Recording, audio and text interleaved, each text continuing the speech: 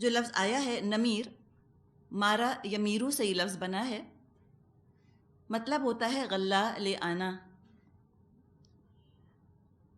نمیرو غلہ لے کر آنا، اناج لے کر آنا۔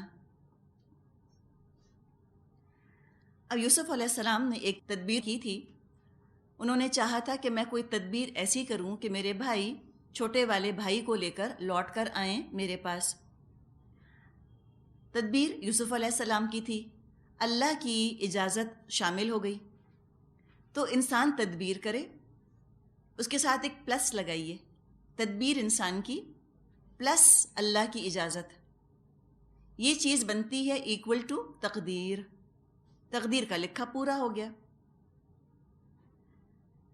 تو پتہ یہ چلا کہ تدبیر کر کے اور بھرپور اپنی طرف سے پلاننگ کر کے، محنت کر کے، سوچ بچار کر کے، کوشش کر کے، اس کے بعد ہی انسان کو پتہ چلتا ہے کہ تقدیر میں کیا لکھا ہے۔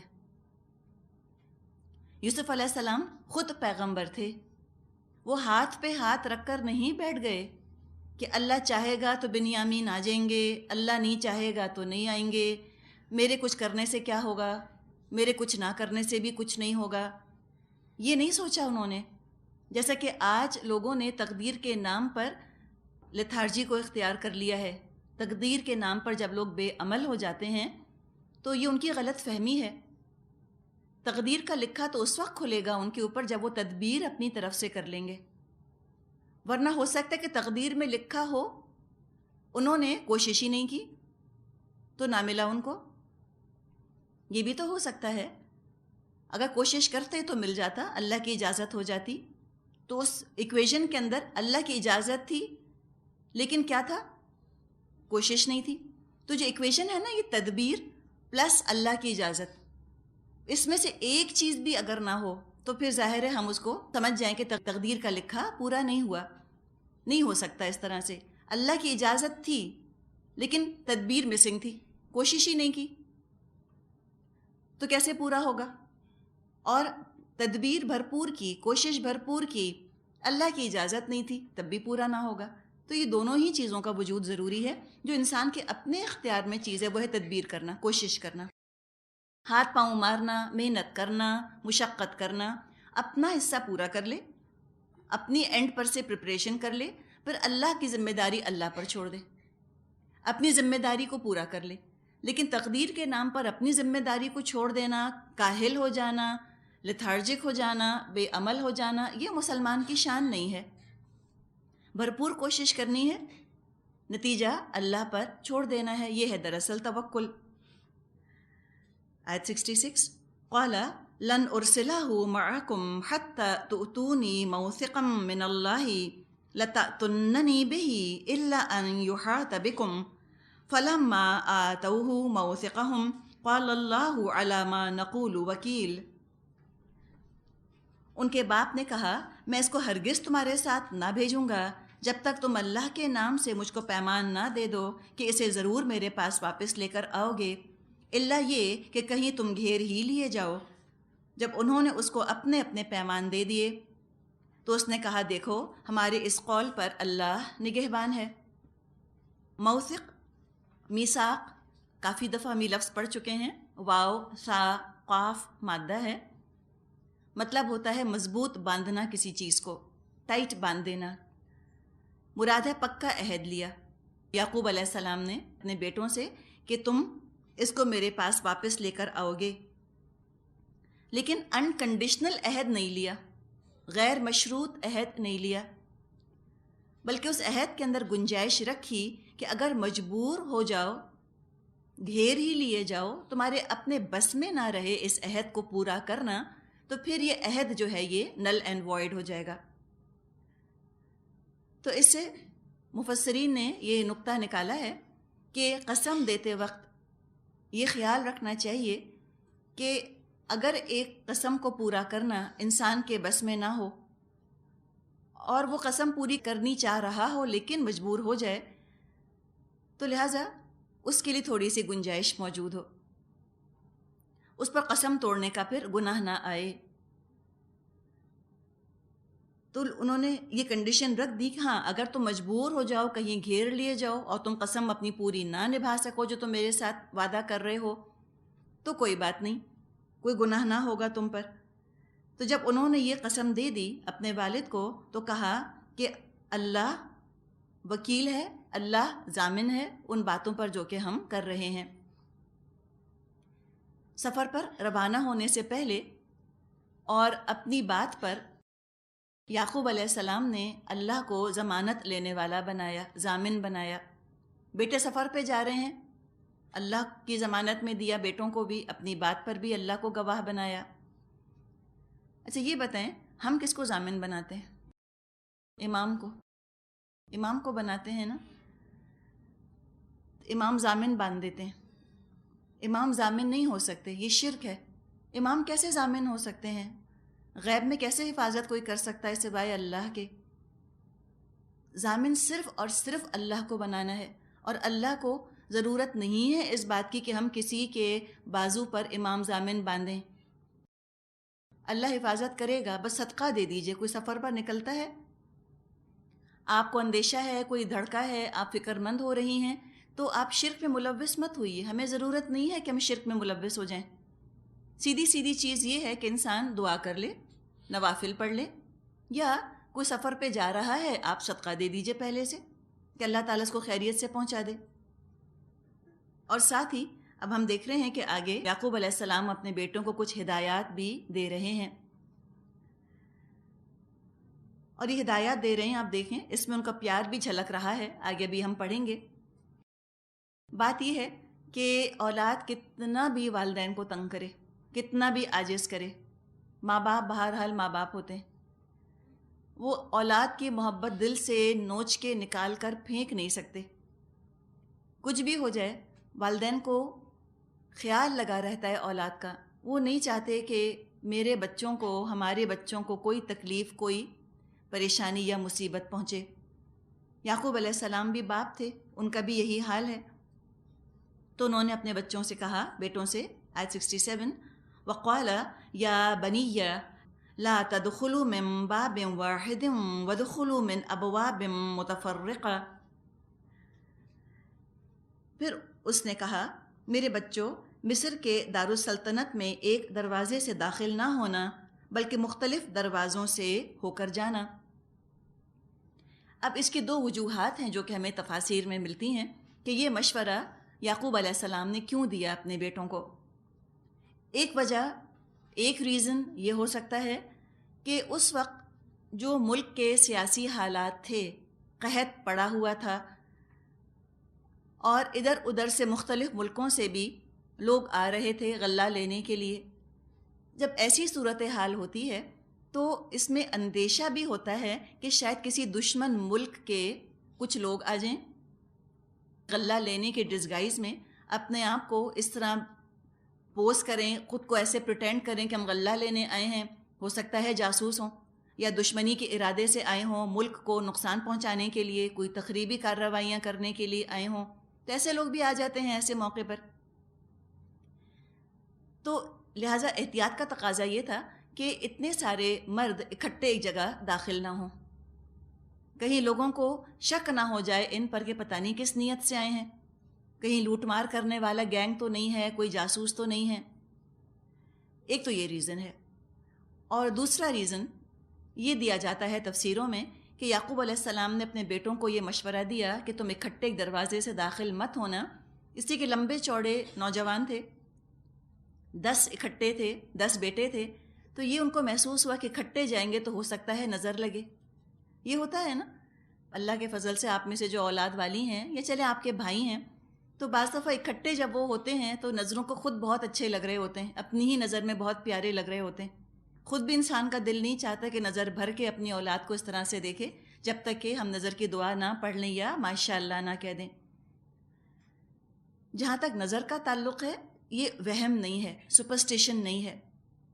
اسلام تو ہر طرح کے توہمات کو، ہر طرح کے سپرسٹیشنز کو مٹانے کے لیے، ختم کرنے کے لیے آیا ہے دنیا میں۔ اگر تو نظر بھی وہم ہوتی، سپرسٹیشن ہوتی، تو نبی اکرم صلی اللہ علیہ وسلم بتا دیتے کہ نظر کا کوئی وجود نہیں، نظر کوئی چیز نہیں ہے، تم فکر مت کرو نظر کی۔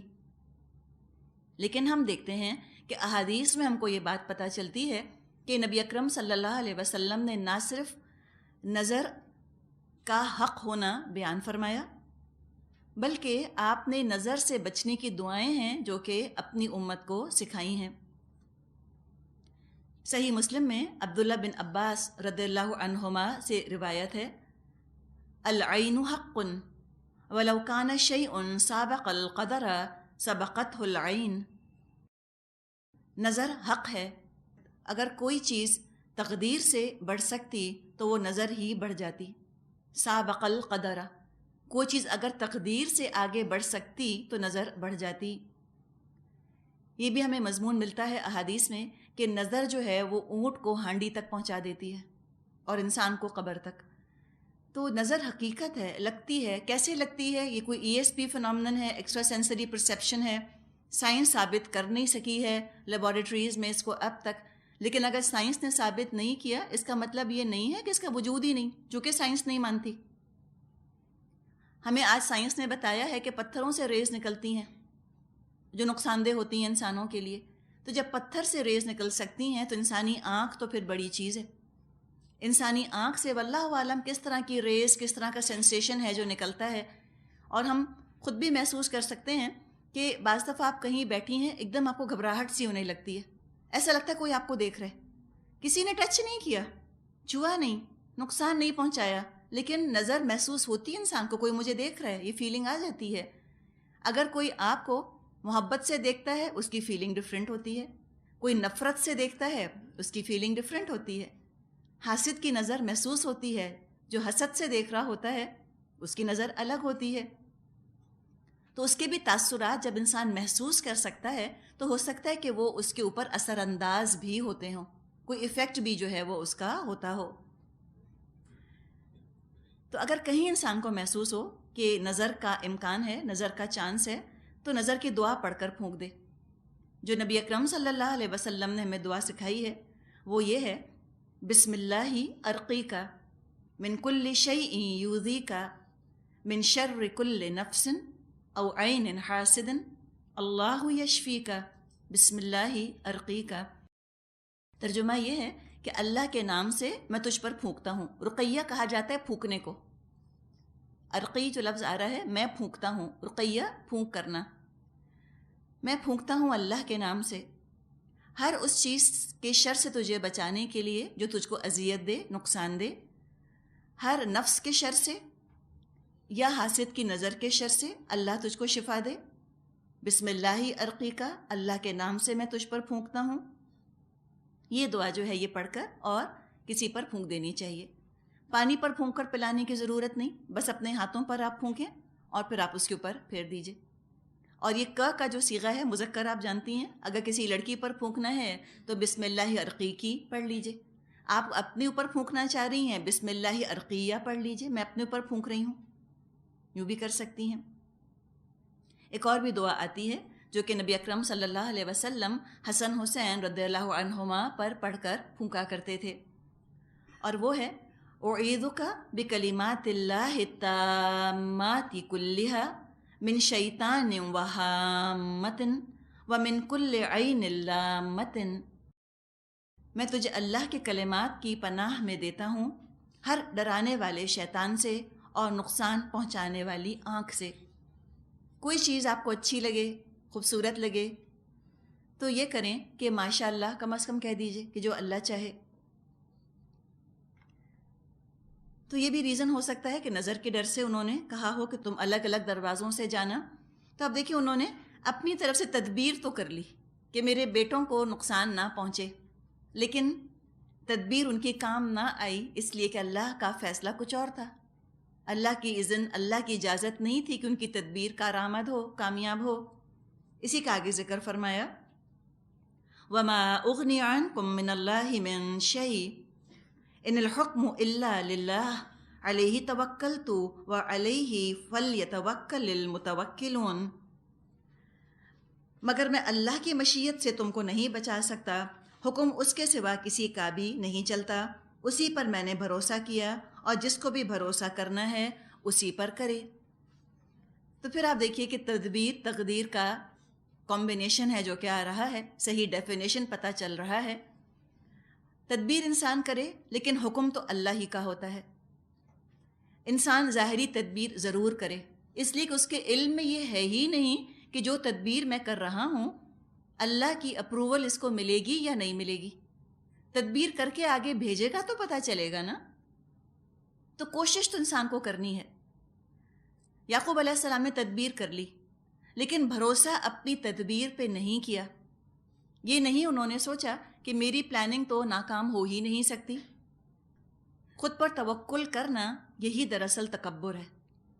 توکل اپنے آپ پہ کرنا، مائی پلاننگ، مائی انٹیسپیشن، مائی ایگزیکیوشن، میں نے سوچا ہے، میں نے پڑھا ہے، میں نے کیا ہے، میں تو غلط کر ہی نہیں سکتا، میں نے کام کر لیا، اب میں اس کا اچھا نتیجہ دیکھوں گا، یہ سوچ لینا، یہ ہے تکبر۔ اور تکبر انسان کو غم میں اور حزن میں مبتلا کرتا ہے۔ جو تکبر کرتا ہے اپنے اوپر توکل کر کے، وہی پھر اپسیٹ ہوتا ہے بعد میں۔ کوشش کر لے انسان، پھر ریلیکس ہو جائے کہ بھئی I have tried my level best, میں نے اپنی پوری کوشش کر لی ہے، آگے اللہ پر بھروسہ۔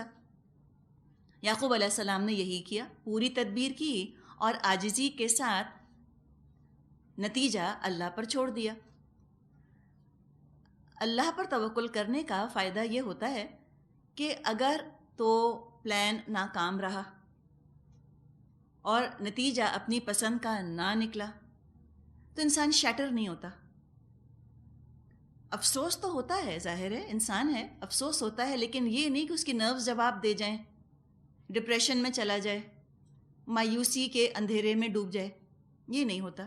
ٹھیک ہے، تھوڑی دیر کو افسوس ہوتا ہے، رنج ہوتا ہے، جلدی سے انسان پھر اپنے افسوس رنج سے باہر آ جاتا ہے۔ کیوں؟ اس کو تدبیر کرنی ہے نا، پھر وہ تدبیر میں لگ جاتا ہے۔ اور اگر نتیجہ انسان کی پسند کا نکلا، جو اس نے تدبیر کی تھی وہ کامیاب ہو گئی، تو انسان کے اندر خود پسندی نہیں آتی۔ وہ یہ نہیں سوچتا کہ دیکھا میں نے کتنا اچھا سوچا، وہ جانتا ہے اس بات کو کہ تدبیر میں نے کی تھی، اللہ کی مدد آئی تو یہ کام پورا ہوا۔ آگے فرمایا آیت 68، وَلَمَّا دَخَلُوا مِنْ حَيْثُ أَمَرَهُمْ أَبُوهُمْ مَا كَانَ يُغْنِي عَنْهُمْ مِنَ اللَّهِ مِنْ شَيْءٍ إِلَّا حَاجَةً فِي نَفْسِ يَعْقُوبَ قَضَاهَا وَإِنَّهُ لَذُو عِلْمٍ لِمَا عَلَّمْنَاهُ وَلَكِنَّ أَكْثَرَ النَّاسِ لَا يَعْلَمُونَ۔ اور واقعہ بھی یہی ہوا کہ جب وہ اپنے باپ کی ہدایت کے مطابق شہر میں متفرق دروازوں سے داخل ہوئے تو اس کی یہ احتیاطی تدبیر اللہ کی مشیت کے مقابلے میں کچھ بھی کام نہ آ سکی۔ ہاں، بس یعقوب کے دل میں ایک کھٹک تھی، اسے دور کرنے کے لیے اس نے اپنی سی کوشش کر لی۔ بے شک وہ ہماری دی ہوئی تعلیم سے صاحب علم تھا، مگر اکثر لوگ معاملے کی حقیقت کو جانتے نہیں۔ تو یہاں بتا دیا کہ نبی تک کے پاس کوئی اختیار، کوئی طاقت ایسی نہیں ہوتی کہ وہ اپنے بچوں کو کسی نقصان سے یا کسی مصیبت سے بچا لیں۔ عالم الغیب نہیں ہوتے، تدبیریں وہ بھی کرتے ہیں۔ اللہ کی اجازت ہوتی ہے تو نبی کی تدبیر کامیاب ہو جاتی ہے، اور اللہ کی اجازت نہیں ہوتی تو نبی کی تدبیر بھی کامیاب نہیں ہوتی۔ اور حقیقت میں علم والا وہ ہے جو اپنی لمیٹیشنز کو قبول کر لے اور راضی برضائے رب ہو جائے۔ یہ ہے دراصل علم کی نشانی۔ عالم وہ ہوتا ہے جو اپنی لمیٹیشنز کو، اپنی حدود کو جانے کہ میں کس حد تک کر سکتا ہوں۔ اور جب اپنی حدود سے ہم واقف ہوتے ہیں، اپنی لمیٹیشن سے ہم واقف ہوتے ہیں، تو اس کے بعد ہم احساس کمتری کا شکار نہیں ہوتے، ہم مایوسی کا شکار نہیں ہوتے۔ ہم کہتے ہیں بھئی ہم نے کوشش کر لی، آگے اللہ کی مرضی۔ وہ بہت ہی اچھی ایک حدیث قدسی ہے، اور مفہوم اس کا یہ بنتا ہے کہ اے ابن آدم، اے آدم کے بچے، اللہ تعالیٰ یہ بات فرما رہا ہے نا، انسانوں سے مخاطب ہے کہ اے ابن آدم، ایک میری چاہت ہے، ایک تیری چاہت ہے، ہوگا تو وہی جو میری چاہت ہے۔ حقیقت ہے نا، ہوگا وہ جو اللہ کی چاہت ہے۔ اگر تو نے سپرد کر دیا اپنے کو اس کے جو میری چاہت ہے، تو میں تجھ کو وہ کچھ بھی دوں گا جو تو چاہتا ہے۔ اللہ کے سپرد کر دے انسان اپنے آپ کو، اللہ کے حوالے کر دے۔ تو اگر اللہ کے حوالے کر دیا تو فرمایا کہ میں تجھ کو وہ بھی دوں گا جو تیری چاہت ہے، جو تو چاہتا ہے، اور اگر تو نے مخالفت کی اس کی جو میری چاہت ہے تو میں تھکا دوں گا تجھ کو اس میں جو تیری چاہت ہے، اور پھر وہی ہوگا جو میری چاہت ہے۔ ہوتا تو وہی ہے جو اللہ چاہتا ہے، ماشاء اللہ، جو اللہ چاہے، انشاء اللہ، اگر اللہ نے چاہا۔ یہ تو ہم مسلمانوں کے مجلسی کلمات ہیں نا، ہم تو اٹھتے بیٹھتے یہ کہتے ہیں انشاء اللہ، ماشاء اللہ، اللہ نے چاہا، اگر اللہ نے چاہا، جو اللہ چاہے۔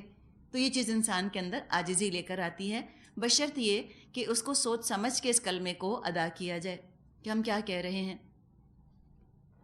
اکثر لوگوں کو مطلب نہیں پتہ انشاءاللہ یا ماشاء اللہ کا کہ مطلب کیا ہے اس کا، تو لوگوں کو آپ بتا دیجئے کہ یہ مطلب ہے۔ آگے فرمایا آیت نمبر 69، وَلَمَّا دَخَلُوا عَلَى يُوسُفَ آوَى إِلَيْهِ أَخَاهُ قَالَ إِنِّي أَنَا أَخُوكَ فَلَا تَبْتَئِسْ بِمَا كَانُوا يَعْمَلُونَ۔ یہ لوگ یوسف علیہ السلام کے حضور پہنچے تو اس نے اپنے بھائی کو اپنے پاس الگ بلا لیا اور اسے بتا دیا کہ میں تیرا وہی کھویا ہوا بھائی ہوں، اب تو ان باتوں کا غم نہ کر جو یہ لوگ کرتے رہے۔ آوا یا اوئی کا مطلب ہوتا ہے ٹھکانہ دینا۔ دو مظلوم بھائی ہیں جو کہ مل رہے ہیں، مدتوں کے بعد مل رہے ہیں۔ الگ سے یوسف علیہ السلام نے بنیامین کو بلایا اپنے پاس اور پہچان کروائی اپنی کہ میں تیرا بھائی ہوں، یوسف ہوں، اور پھر اپنے بھائی سے کہا کہ غم نہ کر، اب جو ہو چکا وہ ہو چکا۔ اب کہنے کو تو یہ بات بڑی آسان ہے، غم مت کرو۔ ہم بھی چاہتے ہیں کہ ہم غم نہ کریں، جو پچھلی باتیں ہو گئی ہیں، اگر ہمیں کسی رشتہ دار سے تکلیف پہنچی ہے یا کسی رشتے نے ہم کو مایوس کیا، ڈس اپوائنٹ کیا، یا کوئی نقصان ہم کو پہنچا، اس وقت تو اس کا غم ہوتا ہے ہی انسان کو، آبویسلی آپ ہرٹ ہوتے ہیں، ہم انسان ہیں۔ لیکن اس ہرٹ کو منیمائز کیسے کریں گے؟ غم آئندہ مستقبل میں غم نہ کرنے کی عملی شکل کیا ہے، یہ ہے نا اہم بات۔ عام طور پہ ہوتا یہ ہے کہ جب ہمیں کوئی تکلیف پہنچتی ہے، ہم کسی کی طرف سے ہرٹ ہوتے ہیں، ہم چاہتے تو ہیں کہ یہ غم مٹ جائے، لیکن ہم اس قصے کو، اس زیادتی کو، اس ناانصافی کو اتنا دہراتے ہیں دوسروں کے سامنے، اس کا تذکرہ اتنی دفعہ کرتے ہیں کہ وہ بات ہم کو ازبر یاد ہو جاتی ہے۔ ایک ایک چھوٹی سی چھوٹی ڈیٹیل، مائنیوٹسٹ ڈیٹیل، چھوٹی سی چھوٹی تفصیل تک ہم کو ازبر ہو جاتی ہے، دہرا کر بات کو، اور یہ چیز انسان کو خود غم میں مبتلا کرنے کا سبب بنتی ہے۔ تو فلا تبتئس، تو مت غم کر، اس کا عملی طریقہ یہ ہوتا ہے جو ہمیں اپنی زندگیوں میں جس کو اختیار کرنے کی ضرورت ہے، وہ یہ کہ پرانے قصوں کو زیادہ نہ چھیڑا جائے۔ لیٹ بائی گونس بی بائی گونس، جو ہو گیا وہ ہو گیا۔ پنجابی میں کہتے ہیں نا مٹی پاؤ، چھوڑو، بس گیا، ختم۔ ایک کتاب ہے جس کو بند کر کے رکھ دیا، بس اب سوچنا نہیں زیادہ۔ ہم چینج نہیں کر سکتے نا، جو نقصان ہمیں ماضی میں پہنچ گیا، جو جس نے ہمیں تنگ کر دیا، جس نے زیادتی کی، ہم کتنا بھی اس کے بارے میں سوچیں، ہم بدل نہیں سکتے۔ وہ ایک ایونٹ ہے، ایک واقعہ ہے جو ہو چکا، پتھر کی لکیر بن چکا، اس کو مٹایا نہیں جا سکتا، ماضی کو ریوائنڈ کر کے چینج نہیں کیا جا سکتا۔ تو جو لوگ بار بار ماضی کو ریوائنڈ کرتے رہتے ہیں، ماضی کو ری رائٹ کرنے کی کوشش کرتے ہیں، وہ اپنے آپ کے ساتھ دراصل ظلم کر رہے ہوتے ہیں، اپنے ساتھ زیادتی کر رہے ہوتے ہیں۔ جو ہو گیا اس کو رہنے دیں، بس ختم، چلا گیا، ایسے ہی اس کو ہونا تھا، یہی لکھا تھا تقدیر میں۔ تو پرانے قصوں کو زیادہ نہ چھیڑیں، بار بار تفصیل کے ساتھ ان کو ڈسکس نہ کریں۔ اس بات پر انسان خوش ہو جائے کہ چلو وہ ایک دور تھا جو گزر گیا، ختم ہو گیا، اب حالات بہتر ہو گئے ہیں۔ اب آپ دیکھیے یوسف علیہ السلام نے اتنی بڑی بڑی باتوں کو چھوڑ دیا، ان کے بھائیوں نے تو کنویں میں ڈال دیا تھا، قتل کی ترکیب کر لی تھی، لیکن انہوں نے کیا کہا؟ فلا تبتئس، چھوڑو، رہنے دو، غم مت کرو۔ تو جب انسان یہ فیصلہ کر لیتا ہے کہ مجھے بات کو بار بار دہرانا نہیں ہے، تو وہ بڑی بڑی باتیں جو ہیں وہ چھوٹی چھوٹی ہو جاتی ہیں۔ تو غم نہ کرنے کا بہترین طریقہ یہ ہے کہ انسان اگلے کو معاف کر دے، کہ کیا اس کی مجبوری تھی، وہ خود بہتر جانتا ہے، میں نے اس کو معاف کیا. دل ٹھنڈا ہو جاتا ہے انسان کا جب وہ معافی کا ارادہ کر لے. تو دوسروں کو معاف کر دینا یہ غم بھلانے کا بہترین طریقہ ہے. دوسروں کو معاف نہ کرنا یوں سمجھیے جیسے اپنے آپ کو سزا دینا ہے. ہو سکتا ہے جس نے تنگ کیا ہو آپ کو یا آپ کو تکلیف پہنچائی ہو، اس کو یاد بھی نہ ہو کہ اس نے کیا کہا تھا آپ سے یا کیا تکلیف پہنچائی تھی. وہ تو کر کے بھول گیا، اسے کوئی غم نہیں ہے. اور جس کے ساتھ کیا وہ یاد رکھ رہا ہے. ایک غم اٹھایا تھا جب کسی نے ہمیں تکلیف پہنچائی تھی، اب اس غم کو تازہ رکھا، بار بار دہرایا. تو اس طرح تو اپنے آپ کو انسان ٹارچر کر رہا ہے نا. تو یہ خود کو تکلیف پہنچانا ہے دراصل، دوسرے کو معاف نہ کرنا. بہترین چیز ہے کہ انسان معاف کر دے. اللہ کی بھی صفت ہے نا عفو درگزر. اللہ کو بھی پسند ہے کہ معاف کر دے وہ بندوں کو، تو ہم بھی دوسروں کو معاف کر دیں. ہم یہ کرتے ہیں کہ چھوٹی چھوٹی باتوں کو پکڑ کے بیٹھ جاتے ہیں. اب دیکھیں یوسف علیہ السلام کے بھائیوں نے تو کیا کچھ کر لیا. ہمارے رشتہ داروں میں سے شاید ہی کوئی ایسا ہو جس نے ہمیں کنویں میں پھینکا آپ میں سے کسی کو نہیں نا. کیا ہے، کسی نے طنز کر دیا، کسی نے تانا دے دیا، کسی نے آپ کی اچھائی یاد نہ رکھی. یہی باتیں ہیں نا، چھوٹی چھوٹی باتیں. تو یہ ہمیں سکھا رہی ہے سورہ یوسف کہ رشتہ داروں کے ساتھ حسن سلوک کیسے کرنا چاہیے. اگر ہمیں پڑھنی ہی ہے سورہ یوسف تو رشتہ داروں کے ساتھ حسن سلوک کے لیے پڑھیں، کہ جب رشتہ دار اچھا سلوک نہیں کر رہے ہوتے تب بھی ان کے ساتھ حسن سلوک کیسے کیا جاتا ہے. یہ انسانی طور پہ ممکن ہے. It is humanly possible. رسولوں کے قصے ہمیں یہی بتا رہے ہیں، جو تمہاری تربیت کے لیے آئے ہیں. اخلاقی بلندی پر لے جانے کے لیے اللہ تعالیٰ نے رسولوں کے قصے ہمارے سامنے بیان کیے ہیں کہ ہمارے اخلاق اعلیٰ ہو جائیں، ہمارے معاملات سنور جائیں. حسن معاملات کے لیے پڑھنا ہے تو انسان سورہ یوسف کو پڑھے. بتایا ہے کہ رشتہ داروں کو معاف کیسے کیا جاتا ہے. لیکن ہم نہیں معاف کرتے نا. ہم ان کی ہر ذاتی یاد رکھتے ہیں، چھوٹی چھوٹی باتوں کو پکڑ کر بیٹھے رہتے ہیں، نہ خود بھولتے ہیں نہ دوسروں کو بھولنے دیتے ہیں. تو کیا ہوتا ہے، زخم ہرے کا ہرا رہتا ہے. بعض لوگ ایسے ہوتے ہیں کہ جو اپنے غموں کو اور اپنے ساتھ ہونے والی ذاتیوں کو انجوائے کرتے ہیں، ڈسکس کر کے ان کو مزہ آتا ہے.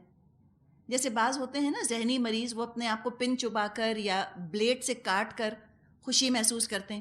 جب جسمانی تکلیف ان کو پہنچتی ہے، تکلیف کے ساتھ انہیں خوشی ہوتی ہے. بیمار ذہنیت ہے، پروورٹڈ مینٹیلٹی ہے. بالکل اسی طرح کچھ لوگ ہوتے ہیں کہ جو ذہنی طور پہ اپنے آپ کو اذیت پہنچا کر خوش ہوتے ہیں. لوگوں کو دیکھا گیا ہے 30 سال پہلے کی 40 سال پہلے کی باتیں کرتی ہیں خواتین اور روتی ہیں. جب میں شادی ہو کر آئی تھی، اللہ بخشے ساس نے یہ کہا تھا. رو رہے ہیں اس کے اوپر. کیا کرنا ہے یاد رکھ کے، جب آپ کو اتنی تکلیف ہوئی تھی تو آپ بھول جائیں، کوشش تو کریں کم از کم بھولنے کی. ساس کی یا نندوں کی یا رشتہ داروں کی ہر خرابی، ہر برائی، ہر کمی کوتاہی یاد رکھیں گے، وہ تو چلے گئے دنیا سے چلیں، یا وہ تو بھول گئے کر کے، ان کو یاد بھی نہیں ہوگا. اگر 40 سال کے بعد کوئی بہو جا کر ساس سے کہتی ہے کہ یاد ہے 40 سال پہلے آپ نے مجھ سے کیا کہا تھا، وہ بیچاری بوڑھی ہو چکی، انہیں کچھ یاد ہی نہیں، انہیں کل کی بات یاد نہیں، اب 40 سال پہلے کی بات کر رہی ہیں. انہیں کوئی تکلیف نہیں ہوئی ہوگی، خود کو تکلیف پہنچاتے ہیں. کیوں؟ انجوائے کرتے ہیں نا بعض لوگ مظلوم بننا. تو یہ مظلوم بنے رہنا یہ سک پرسنالٹی کی نشانی ہے. اور ایسا محسوس ہوتا ہے کہ ہمارے معاشرے میں خواتین کو خاص طور پہ مظلوم بننے کا بہت شوق ہے. وہ کوئی کریڈٹ سمجھتی ہیں اس چیز کے اندر، یا اپنی اچھائی سمجھتی ہیں اس کے اندر کہ دیکھو میں کتنی مظلوم ہوں، دیکھو میں نے کتنا ظلم اٹھایا ہے. تو ایک طرح سے خیرات مانگی جا رہی ہوتی ہے دوسرے کی ہمدردی کی، کہ پلیز آؤ مجھ سے ہمدردی کرو، پلیز تم میری تعریف کرو، پلیز تم کہو نا کہ میں کتنی اچھی ہوں. جیسے ہمارے ہاں اچھی بہو صرف اس وقت اچھی سمجھی جاتی ہے جب وہ انتہائی بری ساس کے ساتھ گزارا کرے. ہمارے معاشرے میں کہتے ہیں کہ لو سسرال والے خود اتنے اچھے تھے، ساس ہی اتنی اچھی ہیں. ہاں تو کیا ہوا، تو کیا کیا اگر اچھی طرح گھر میں رہ لی بہو، ہمیں کریڈٹ ہی نہیں لگتا بیچاری کا. ہم کہتے ہیں ہاں اس کو دیکھا ہے اتنی بری ساس ہیں، نندیں تو کاٹ کھانے والی ہیں اور پھر بھی اتنی اچھی طرح رہتی ہے بیچاری. جب تک ہم یہ بیچاری کا ایڈجیکٹو ایڈ نہ کر لیں ہمیں کوئی بہو اچھی نہیں لگتی. ہم کہتے ہیں لو اچھوں کے ساتھ اچھا رہنا کون سی بڑی بات ہے. تو یہ پروفیشن ہے نا، یہ کوئی طریقہ ہے بات کرنے کا. اچھوں کے ساتھ بھی اچھے ہی ہیں جو کہ اچھے رہتے ہیں، اچھوں کی قدر بھی اچھے کرتے ہیں، جو خود اچھا نہیں ہوتا وہ اچھوں کی قدر بھی نہیں کرتا. اور یہ کوئی چیز اچھی نہیں ہے اسلام کے اندر کہ دوسرا شخص جو ہے وہ مظلومی کی حالت میں زندگیاں گزارے. مظلومیت اسلام کو نہیں پسند کہ انسان اپنے آپ کو ہر وقت بیچارہ سمجھے، ہر وقت مظلوم سمجھے. جو خود کو مظلوم سمجھتے ہیں وہ ذہنی طور پہ بیمار ہو جاتے ہیں. اور بیمار انسان دین کے لیے کیا کام کر سکتا ہے؟ اپنے لیے کچھ نہیں کر سکتا، وہ اپنی نفس خراب کر کے بیٹھ جاتا ہے، وہ دین کے کیا کام آئے گا؟ تو صحت مند جسم بھی چاہیے، صحت مند ذہن بھی چاہیے. تو مومن جو ہوتا ہے وہ باقاعدہ کوشش کر کے اپنے جسم کو بھی صحت مند رکھتا ہے اور اپنے ذہن کو بھی صحت مند رہتا ہے. ہر طرح سے وہ ہیلدی ہوگا، تب کہیں جا کر وہ پروڈکٹیو ہو سکے گا، اپنے کام بھی کر سکے گا، دین کے بھی کام آ سکے گا. غم بھلانے کا ایک اور بہترین طریقہ یہ ہے کہ جس نے ہمارے ساتھ برائی کی ہو، ہم کم از کم ارادہ کر لیں اس کے ساتھ بھلائی کرنے کا. تو پہلی چیز کیا؟ معاف کر دیا جائے اس شخص کو جس نے برائی کی، نمبر 1. نمبر 2، ان باتوں کو دہرایا نہ جائے جو ہمیں تکلیف پہنچاتی ہیں. ٹھیک ہے. نمبر 3، اس شخص کے ساتھ بھلائی کا ارادہ کر لیا جائے.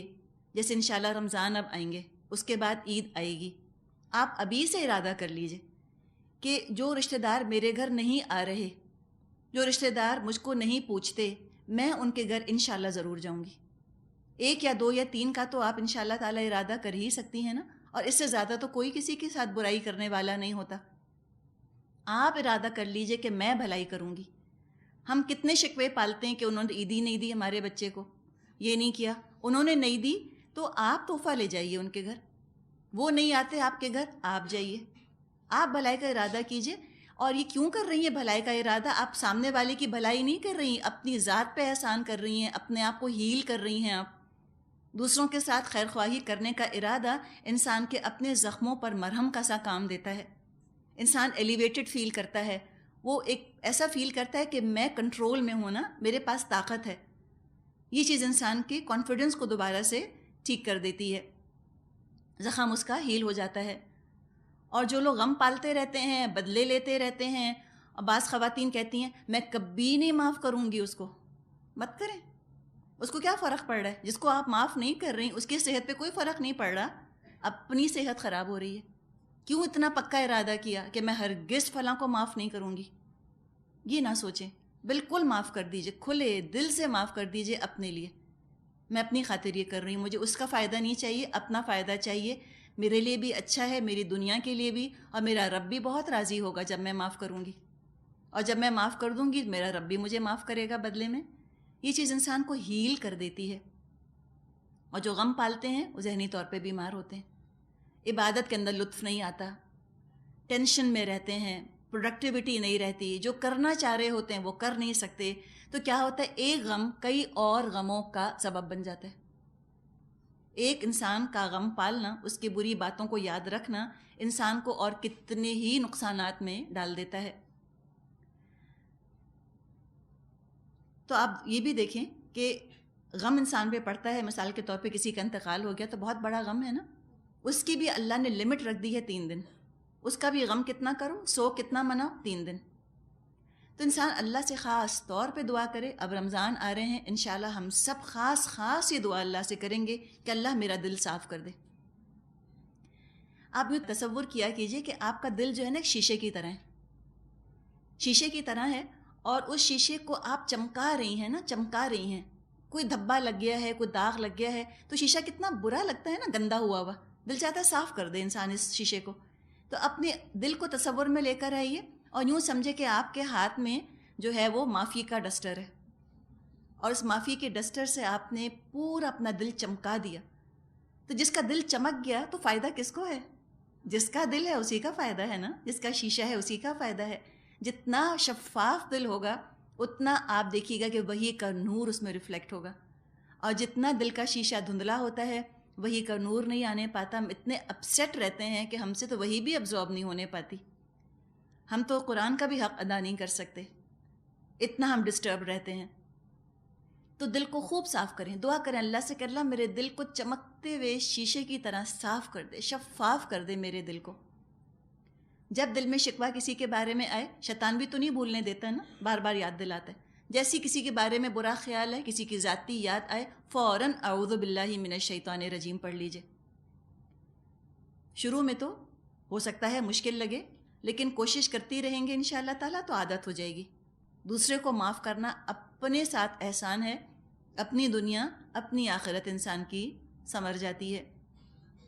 اور غم پالنا اپنے آپ سے دشمنی ہے، دوسرے کو معاف نہ کرنا اپنے آپ سے دشمنی ہے. نیگیٹو فریم آف مائنڈ میں انسان ہمیشہ رہتا ہے. اگر غم ہم بھلانا چاہتے ہیں تو کیا کیا ترکیبیں اس کے لیے ہم کر سکتے ہیں. ایک ترکیب بہت اہم، اور وہ یہ ہے کہ جس سے تکلیف پہنچی ہو اس کے لیے دعا ضرور کریں. اس کے لیے ہر طرح کی بھلائی کی دعا کر لیجئے اللہ سے. یہ دعا ہے کہ اللہم الف بین قلوبنا، اللہ ہمارے دلوں میں الفت ڈال دے. وَأَصْلِحْ ذَاتَ بَيْنِنَا، اور اللہ تو ہمارے معاملات کی اصلاح فرما دے. وَاهْدِنَا سُبُلَ السَّلَام، اور اللہ تو ہم کو سلامتی کے راستوں کی ہدایت دے دے. تو جس سے تکلیف پہنچی ہے اس کے حق میں خیر کی بھلائی کی دعا کریں، اس سے بھی انشاءاللہ تعالیٰ بہت فائدہ ہوگا. آگے چلتے ہیں. آیت نمبر 70. یوسف علیہ السلام کا اور ان کے بھائیوں کا قصہ کنٹینیو ہو رہا ہے. فَلَمَّا جَهَّزَهُمْ بِجَهَازِهِمْ جَعَلَ السِّقَایَةَ فِي رَحْلِ أَخِیهِ ثُمَّ أَذَّنَ مُؤَذِّنٌ أَیَّتُهَا الْعِیرُ إِنَّکُمْ لَسَارِقُونَ. جب یوسف علیہ السلام اپنے بھائیوں کا سامان لدوانے لگے تو اس نے اپنے بھائی کے سامان میں اپنا پیالہ رکھ دیا.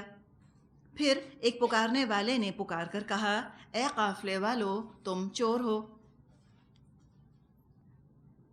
جو عیر کا لفظ ہے، پہلے ذرا سے اس کو دیکھ لیتے ہیں. عیر کا مطلب ہوتا ہے قافلہ، کیراوین، اس کو کہا جاتا ہے. اچھا، اب یہ قصہ یہاں سے شروع ہو رہا ہے. اس قصے کے متعلق لوگوں کو بہت سی غلط فہمیاں ہو جاتی ہیں یا کنفیوژنس کا وہ شکار ہو جاتے ہیں، اور یہ سمجھ میں نہیں آتا ان کو کہ اس واقعے کی وہ کیا تعویل کریں، کس طرح اس واقعے کو سمجھیں کہ جس سے یوسف علیہ السلام کی شخصیت پر حرف نہ آئے. بعض لوگ یہ واقعہ پڑھ کر یوسف علیہ السلام کے بارے میں غلط فہمیوں کا شکار ہو جاتے ہیں یا ان کے کردار پر شک کرنے لگتے ہیں. تو نعوذ باللہ یہ ہمیں کرنے کی ضرورت نہیں. اتنی بات آپ یاد رکھیے کہ یوسف علیہ السلام محسن تھے، محسن، امانت دار تھے، دیانت دار تھے، حفیظ تھے، علیم تھے. بار بار اللہ نے ان کے ساتھ محسن کا لفظ استعمال فرمایا ہے. عام انسان کی بھی اتنی تعریف کی جاتی تو بھی ہمارا گمان اس عام انسان کے ساتھ بہت اچھا ہوتا. اور یوسف علیہ السلام تو عام انسان نہیں ہیں، رسول ہیں، اللہ کے نبی ہیں. نبی کے ساتھ تو کوئی برا گمان ہمیں زیب نہیں دیتا. تو ہمیں یہ سمجھنا ہے کہ کچھ واقعات ہیں جس کو ہم انگلش میں کہتے ہیں چین آف ایونٹس. واقعات کی کچھ کڑی ایسی بن رہی ہے جس سے کہ صورتحال جو پیدا ہوئی اور اس صورتحال سے جو نتیجہ برآمد ہوا وہ وہی تھا جو یوسف علیہ السلام نے چاہا. سمجھ آپ کو بات آئی؟ یوسف علیہ السلام کی چاہت ہے جو کہ پوری ہو گئی ہے. جو یوسف علیہ السلام نے چاہا اللہ نے وہی چاہا اور یوسف علیہ السلام کی مرضی پوری ہو گئی. اس میں نہ یوسف علیہ السلام کی کوئی پلاننگ تھی، نعوذ باللہ کوئی سازش نہیں کی تھی انہوں نے. اس قصے کو پڑھنے سے پہلے ان تمام چیزوں کو آپ ذہن میں رکھ لیجئے تاکہ سمجھنے میں آسانی ہو. کوئی یوسف علیہ السلام کی سازش نہیں تھی، نہ کوئی بن یامین کی سازش تھی، نعوذ باللہ. کوئی اخلاق سے گری ہوئی حرکت، کوئی دھوکہ، ایسا کوئی کام جو ہے وہ نہیں کیا. بس جس کو عام زندگی میں ہم کہتے ہیں نا اتفاقات ہوتے چلے گئے اور وہ چیز سامنے آ گئی جو کہ یوسف علیہ السلام چاہ رہے تھے. اور یوسف علیہ السلام اپنے بھائی کو اپنے پاس روکنا چاہ رہے تھے، لیکن کسی طرح کوئی تدبیر سمجھ میں نہیں آ رہی تھی. جو قانون تھا مصر کا اس کی وہ خلاف ورزی نہیں کرنا چاہ رہے تھے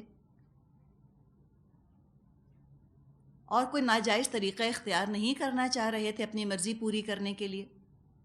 سبق ہمیں اس قصے سے یہ ملے گا کہ اپنی مرضی، اپنی خوشی پوری کرنے کے لیے انسان ناجائز طریقہ اختیار نہ کرے، قانون توڑنے سے پرہیز کرے، تو اللہ اپنی رحمت سے، اپنی تدبیر سے اس کا کام بنا دیتا ہے. تو ہم یہاں پر اس قصے کے اندر اسی طرح کے ٹوسٹس اینڈ ٹرنز دیکھیں گے، جن کو عام زندگی میں ہم کوئنسیڈنس کہتے ہیں، اتفاقات کہتے ہیں.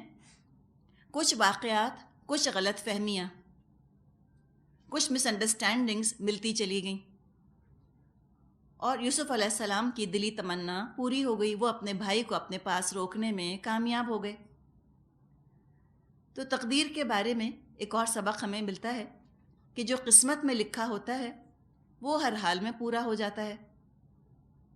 انسان کے پاس اتنا اختیار ہے کہ وہ اس کے لیے حلال پر اکتفا کرتا ہے یا وہ ڈیسپریٹ ہو کر حرام کی طرف بڑھ جاتا ہے.